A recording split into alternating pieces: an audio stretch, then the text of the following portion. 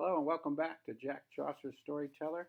We resume with Chapter 2, Heaven and Hell. This is set nearly 5 months earlier, August 11th, 2019, and it's again from Nikki's point of view, and it's set in Cape Town, South Africa.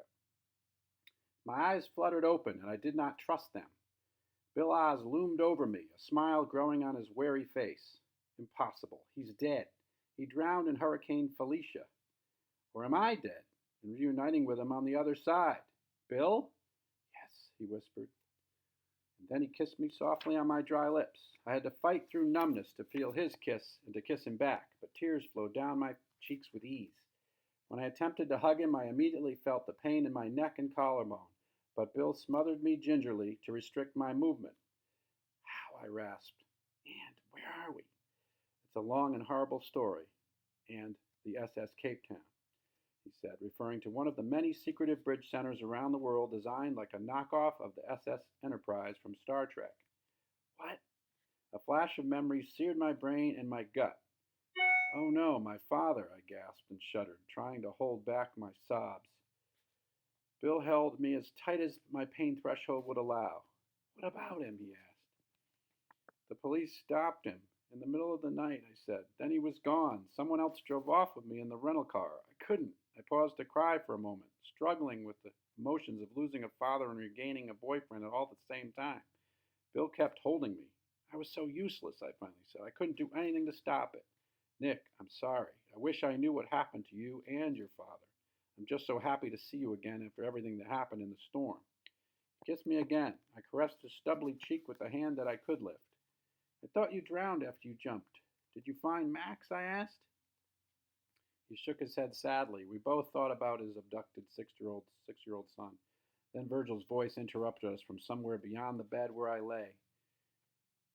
Jumped is the key word, my immediate supervisor with the bridge said over an intercom. You both jumped from the bridge, and look how things turned out for you. I turned my head to the right, and it killed, but there he was, behind the glass, watching us.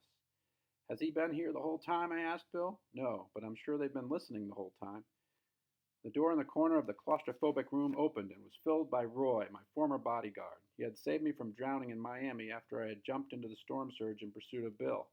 Now he was in charge of making sure I'd never flee the bridge again. His wild hero mess as usual, Bill straightened up and stared back at Roy, while Virgil resumed speaking to us from behind the glass window. You both failed to live up to your commitments to the bridge, despite the considerable trust and financial resources we showered you with. So now you lock us up on the other side of the world, Bill asked. Where's my son? Where's Nikki's dad? And where's Adam? I added. These are all worthy questions, Virgil replied, his hawkish face gravely serious. Nothing like the giddy, half-drunk old man I remembered from the galas we used to attend together. Of course, that was back when I was a rising star in his eyes. But I'm afraid the answers will be lacking, Virgil continued, just as you two have been lacking. I ignored Virgil and focused on Bill, marveling that he was actually still alive. I rejoiced in that for a moment. How did they get you? I asked him. I got clobbered with something during the storm as I swam, Bill said. Somehow I made it out of the deep water and tried to walk, but I was too woozy. I passed out on the steps of a church, I think. The next thing I remember was being in the hospital, and the nurses kept calling me Howard. Howard? I chuckled. I tried to tell them, no, I'm Bill, but they just ignored me. Then one time I woke up and saw Dr. Peter, the asshole, standing over me.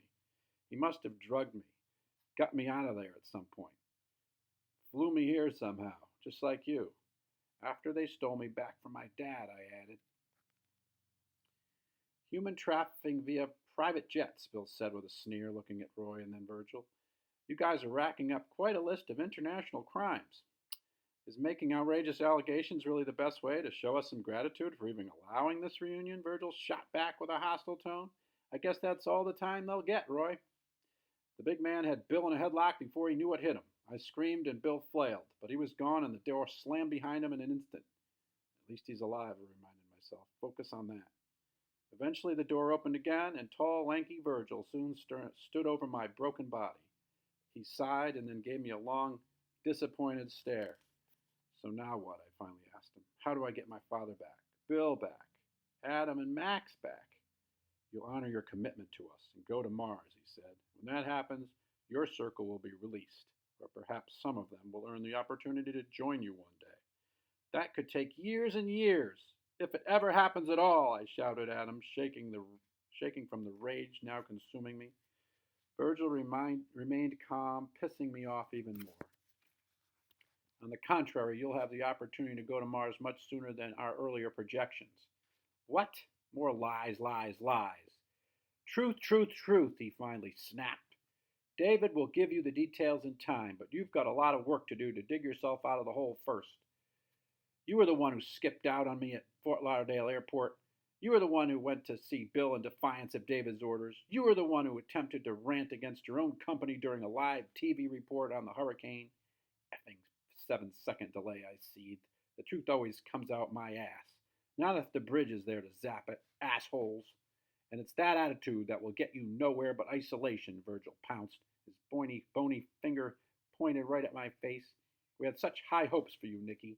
We unveiled you as a member of our first mission to Mars. That's how much faith we placed in you. But you turned out to be nothing but a deserter. And you guys turned out to be nothing but liars and kidnappers. So who's worse, you and David and Peter, I shouted. Get out of my face. Gladly, he said. You will be held here into solitary confinement for the rest of this year. On January 1st, after your body and hopefully your attitude have healed, your training will begin. You'll also meet your new partner on the Mars mission. We've selected him for you since you were so incapable of deciding before you jumped.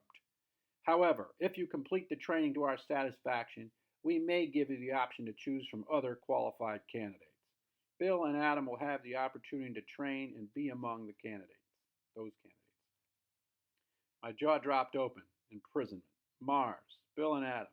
The whole scenario ripped at my insides. What about my father, I asked. Where is he right now? What did you do to him? And how did you track us down on that highway in the middle of the night? I won't comment on operational matters, but your father will be given a similar opportunity, Virgil said.